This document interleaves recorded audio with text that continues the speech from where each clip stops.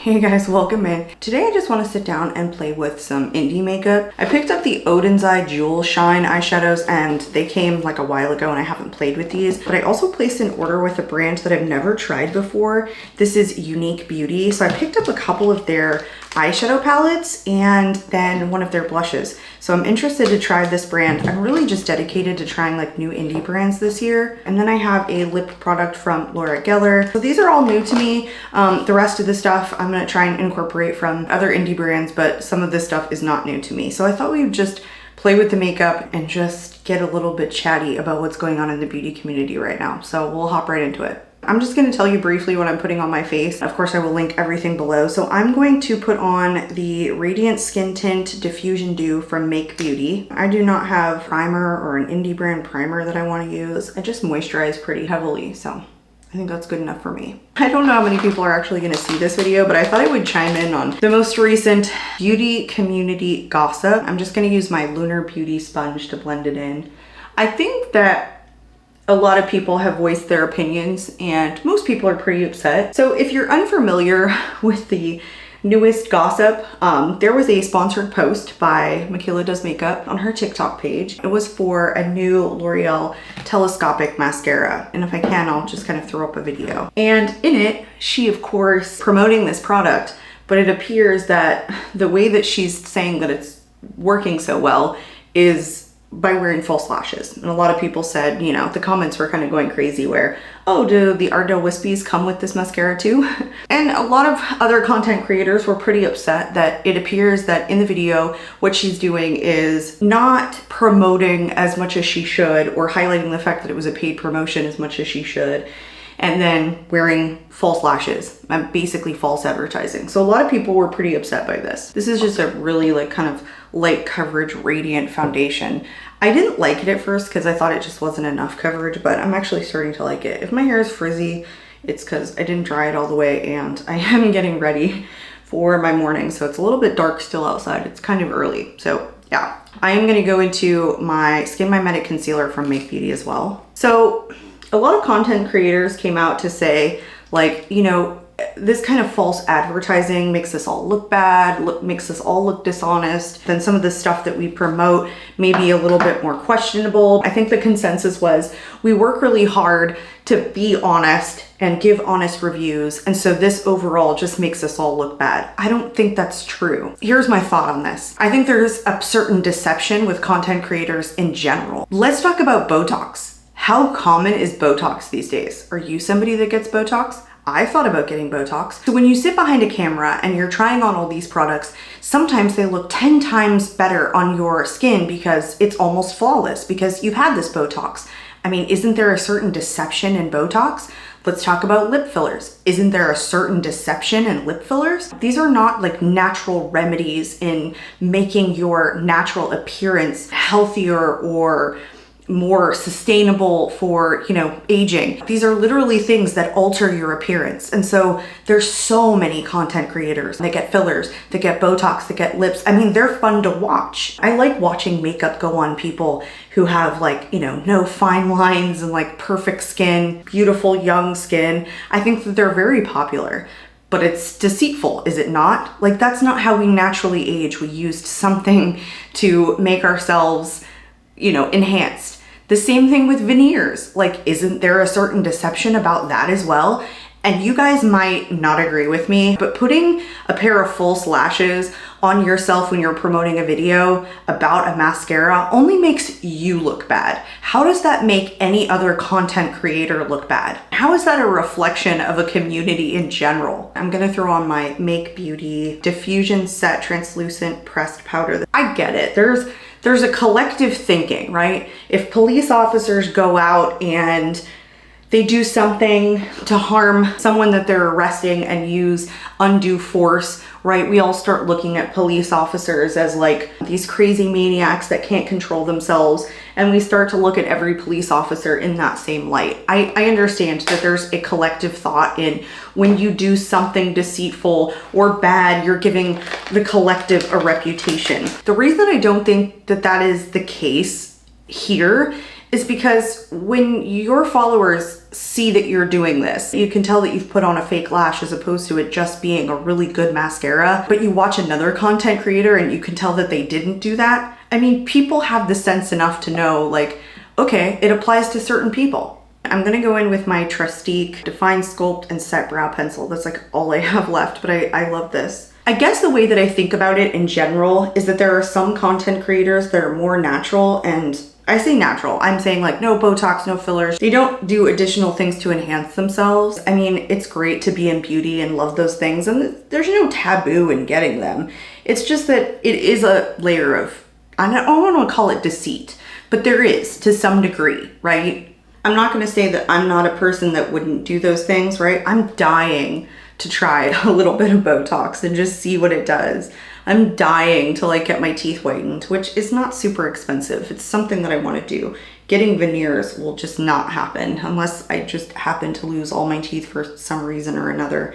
It's not going to happen. I just don't have it in me. Like, I don't have the personality to like get my teeth filed down to nothing and get fake teeth. Like, I would probably lose my mind. But I know that a lot of people do it. I know that it's pretty common, even outside of the beauty community. I just think the more time you spend behind the camera and the more that you're judged, like, it just becomes kind of a collective known thing that people do. I see a ton more people on YouTube in the beauty community space that have veneers than I see in actual real life. I know like one person that has veneers, and that's because something happened to all of his teeth. It wasn't like, you know, he chose to do it for vanity. I'm gonna throw on my Victoria Beckham Matte Bronzing Brick in 01 as a bronzer. I'm not happy that Michaela did that. I mean, I wasn't a huge fan of hers anyway. I think that I probably thought she was a little bit more honest than some people in terms of like her down-to-earthness. She seemed more down-to-earth than anything. I mean, I didn't think she was dishonest, but I almost feel like, you know, we spend a lot of time trying to conceal the worst parts about ourselves when we're behind the camera, like all the time, even me. And just the makeup in general is a little bit like, well, we're all playing around to conceal what we naturally are. But I think the distinction is that you're saying it's a tremendous mascara for profit. The difference is profit. That's the distinction. But we are all just human. Okay, so I'm gonna go into this blush. This is Danakil. I'm not even sure how to pronounce that name, but this is one of the EuniqueBeauty blushes. It's really cute. Like, all of these products are kind of teeny tiny. I'll show them to you. But yeah, this is just a little blush, and it's a really pretty like coral shade. I was just using one of my SK brushes. I think they're indie brand. I mean, she sells her stuff in Target. Wow, that's really pigmented. This dense brush is just gonna really pack it on.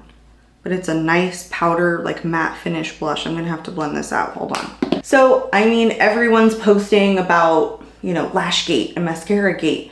And I first saw the name and I was like, Jesus, I mean, we're taking this a little seriously. The thing is, the way that I treat online is if I don't like something, I almost never speak up. I will just move on. And it's not about burying my head in the sand. It's that I want to be pragmatic, like in everything that I do. If I'm not educated on a topic enough, I don't want to chime in. I don't want to be a sounding board. Do I think that having opinions and being smart and being educated about a topic is really important and speaking out when you are? Yes. Do I think it's important to continue education? And I don't know. I mean, education in itself is really important, and being knowledgeable, continuous learning in your personal life, all very important. But when we're talking about a freaking mascara, if you can tell that it's a fake lash, just be like, cool. Like, I won't watch you again, and move on. What I'm seeing is everyone in the comment section is demanding an apology. Like, oh, you've posted another video and you haven't given us an apology yet? An apology would be nice, but we've done apologies before, right? And they tend to backfire with beauty YouTubers. I'm not saying you shouldn't apologize for lying. I'm not saying that at all. What I'm saying is, if you need an apology from someone who's just a beauty influencer, not your friend, and someone that you could easily unsubscribe to, right? Because that's the connection. The connection is just that you've subscribed to their channel. It's not like, you know, your success is riding on theirs and this reflects poorly on you. If it did, I could see why, you know, they could owe you an apology. Otherwise, just unsubscribe and move on. It's just mascara. If it wasn't just mascara, let's draw this terrible parallel that I drew earlier, which was if it was a police officer who was brutally and fatally injuring someone, that's a cause that you stand up for. Mascaragate, Lashgate, I mean, that's an extreme name for someone who is promoting a mascara and wearing false lashes. I think the answer is to unsubscribe. Demanding an apology, like I started to say before, is just not a necessary thing that I think needs to happen. Why? Because I think that people have done that in the past. We've saw huge beauty influencers go under like what we consider scandal and then come back to give us an apology. It's usually pretty forced. Maybe sometimes it isn't, but it's seen as disingenuous. We've all said that. We've all said this was a forced apology. You shouldn't have done it in the first place. Like, yes, everyone makes mistakes. Totally. But if they come out and make an apology, accept it for what it is. If it's phony, unsubscribe. If it's not phony, stay a loyal subscriber. But demanding the apology when it's forced is just as disingenuous as wearing false lashes while promoting a mascara. And that's my opinion on it. I am a tiny, tiny little YouTuber, and so there's probably not going to be a lot of people that watch this. You may not even be familiar with this particular thing. I'm going to put on my La Bouche Rouge highlighter. This is expensive, but I really, really like it. Let's talk about these Oden's eyeshadows. I picked up 5 shades. I didn't even realize I had 5. Like, these have been sitting here for a hot minute. And I know that these, like, when they came out were really, really popular. I did pick up a case also. Like, there was no way I wasn't gonna get this case because it was so darn cute. And I think I already put stickers on it. Yeah, it's the one thing that I did pull out. It comes with a sheet of stickers. The lights are so bright in here, so I'm sorry. But I already put some of them on. Actually, I think my son started to do it. So I'm just gonna like open these because they all have like plastic wrap on them, and I'll pop them in this case and then we'll kind of look at them close up. I feel like it's gonna take me 35 minutes to unpackage these because they all come like sealed in plastic, and then you open the box and they're in another plastic, which was like hard for me to get the first one open because I'm trying not to like stab the actual shadow itself. I would be really interested in hearing your guys' opinions on this in the comments. Is this something that you knew about? Are you familiar with this? Are you obsessed with this particular like Lashgate, Mascaragate? Do you agree with what I said? Like, what are your thoughts overall? I just don't take it that seriously. Not for a mascara. Like, there are much bigger things in life. False lashes and lying about like how well a mascara works.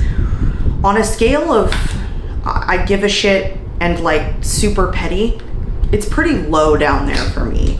Not that this isn't like a platform that you should spend your time being honest on, because it absolutely is. You should strive to be honest and have integrity in everything you do, but be pragmatic enough to understand that not everybody is like that. And I think that's hard to do. I think that it's difficult to understand that there are a lot of dishonest people, and maybe this is just, you know, something that I've done to kind of protect myself over the years, but I don't assume that every single thing that people are telling me is true. And while I believe that it's important to be honest, I mean, take it at face value, right? Like, it hurts more when it's a loved one, but when it's dishonesty from someone on YouTube, it doesn't sting. Not really. Here are the ones that I picked up. Not a wide variety of shades. These can be pretty expensive depending upon the different finish that you get. Some of them were less expensive, some of them were more expensive, and so I tried to like get a variety, but I also tried to get shimmers that I would really wear on an everyday basis, because that's how I'm gonna get my money's worth out of them. I prefer lighter shimmers, and so that's why I tried to like target the oranges and the light ones, and then I got one kind of pinky one, because that's really how I'm gonna wear them every day. I will swatch these. They're buttery.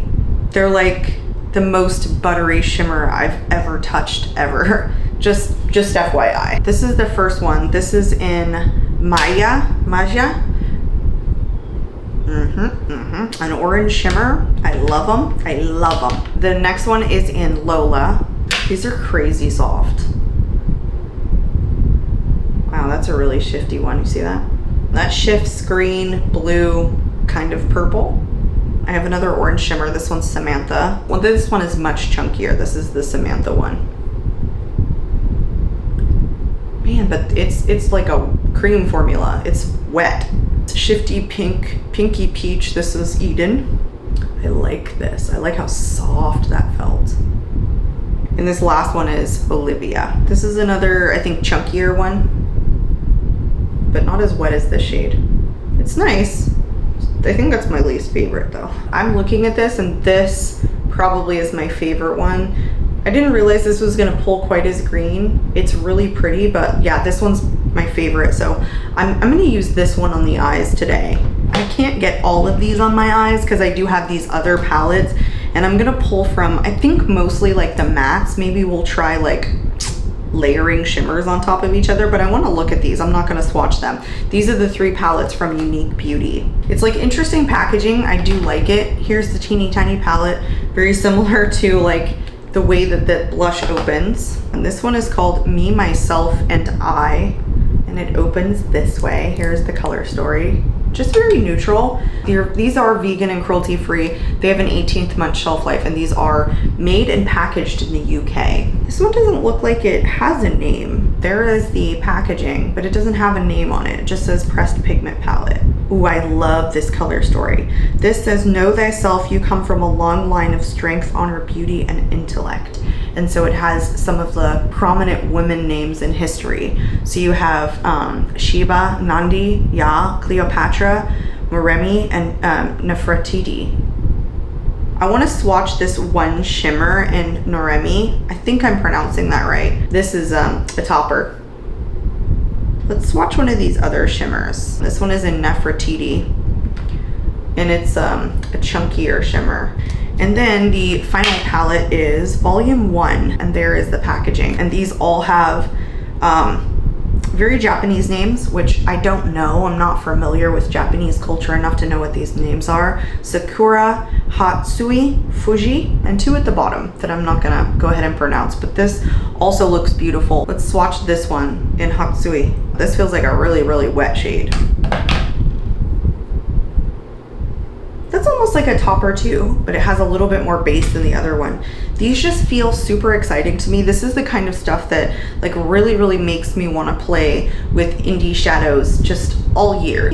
Like, as much money as I spend on makeup, I want to support more indie brands. Like, that's just, I think, where I'm going with this. Like, I would like to have like my own personal campaign of supporting more privately owned businesses. Honestly, these color stories, the way that they're curated, are fabulous. Fabulous. They're exactly how I would want to curate a palette. I mean, you get everything in here. You get a deepening shade, you get a transition shade, you get a shade that can go in the crease, you get a light shimmer, you get a dark shimmer.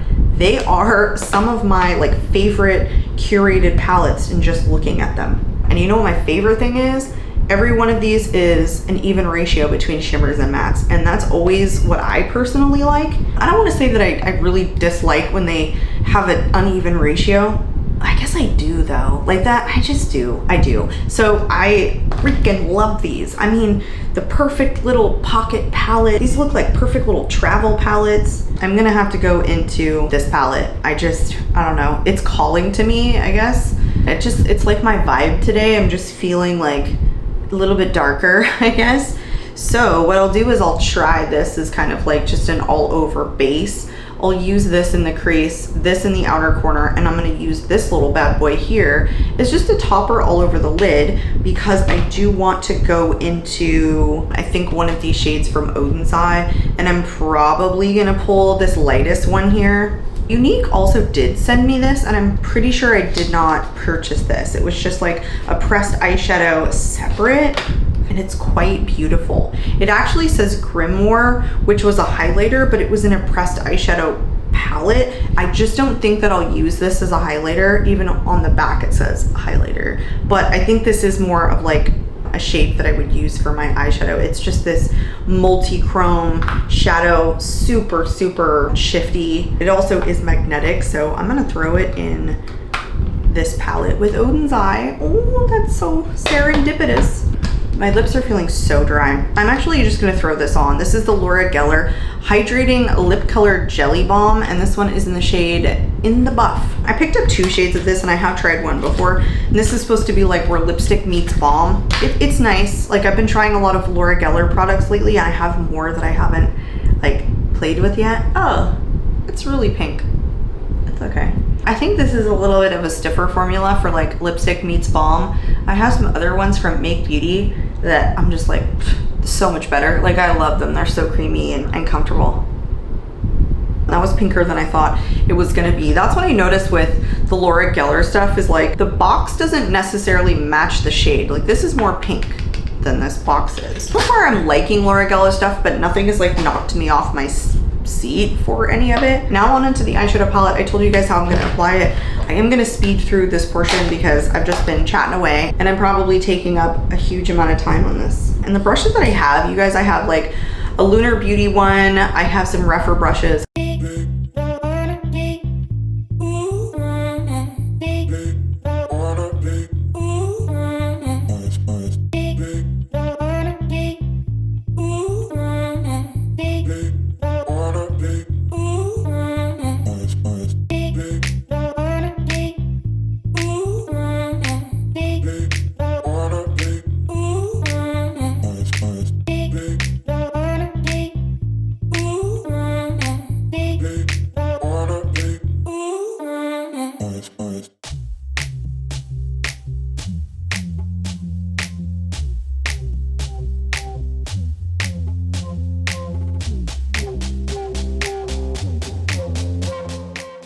I am having a little bit of difficulty with this one. Like, it's definitely pigmented, but it's a cooler tone shadow, and so I always struggle with cooler tone shadows, kind of getting them to blend and not look a little bit patchy. I do find that it's like tough for me a little bit to tell whether something is patchy or not with a ton of freckles, because sometimes like my freckles will peek through and I'm like, is that a darker spot? And it's not, it's like a freckle. I mean, I'm so freckly. I even have freckles on my lip. Like, I have one there. I don't know, I have some on my top lip too. And I'm used to looking at it, but I kind of wonder, like, when people are looking back, like, does it just look like I have like a dark spot on my lip? Because I just feel like having freckles on your lip is pretty uncommon. But yeah, I've got a pretty big one like right there. So overall, I actually thought that these were like really creamy and blendable out of the gate. I'm not mad at it. I just think maybe I'm getting a little bit of patchiness with the cooler tone shade, but I almost always feel like that with cool tone shades. And so part of that is just kind of my own perception. As I was putting my eyeshadow on, I was actually starting to think, why hasn't she decided to respond? And I'm not sure that I care about the answer necessarily. I think that I touched on a little bit that, you know, like giving a forced or too quick of a response sometimes without like having time to process or think about what kind of response you want to give, or just simply let the situation lie long enough that you can provide some sort of context to it, because I think that's always what's missing. It becomes such an emotional response as opposed to I'm giving a thoughtful and genuine response. It's articulate, because what you want to get away from is that you get more dishonesty, right? Like, don't force an apology, let it come naturally, or, you know, you face getting the exact same thing that you got in the first place that required the apology, was that she was just being dishonest. I'm gonna go into the shade now, this like lightest one from Oden's Eye. I think if it was me, I would definitely say something, but I just don't know that I would like say it right away. Definitely think that's kind of how I would handle it, is like, I would let the situation lie. I would let enough time go by that I felt it was reasonable without it being too long. I definitely think I would formulate a response, because that is what being visible in like the public eye means, is that like your success literally depends on the connection that you're building. And so it's just about what kind of connection you want to make. If it's one way, if it's a one-way connection that you're looking for, that's fine. If you're looking for a two-way connection, because I mean, that's probably why people subscribe to you in the first place, then you should formulate a response in a timely way, not forced.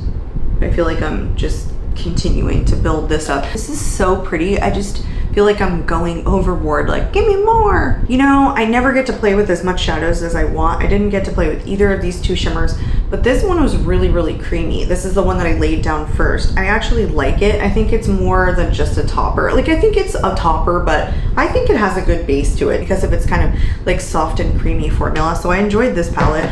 I didn't get to play with the other ones, but you guys, I really, really think that these are all going to be super good quality. Again, I want to just support more indie brands if I can. I'm gonna throw on my Thrive Cosmetics Liquid Lash Extensions mascara. In the world of things that we can do that are dishonest and harmful, I think this is like fairly low on the scale, like I've said before. Now, if you ended up like talking me into selling my child's soul and calling it life insurance, I mean, that would be pretty bad. If you got me to sign over my life savings or my retirement plan, I feel like that would be, I don't know, there's so many other things that I can think of that are just so much more deceitful than mascara. So I think ultimately the moral of the story here for me is that I don't think it's that big of a deal. Like, I get that it wasn't nice and I get that it was a lie. I mean, it definitely was being deceitful. I mean, just the way that it came about, like, oh, I'm gonna turn to the side. Do you guys see how good this mascara is? I think the side view was the most deceitful. Like, look, you guys, like, get a close up. Yeah, so again, I'd be interested in hearing your guys' thoughts. I am out of here. I'm done for today. Of course, I will link everything down in the description box. You guys, I hope you're having a wonderful day, a happy new year, and I will catch you all in my next video. Bye, guys.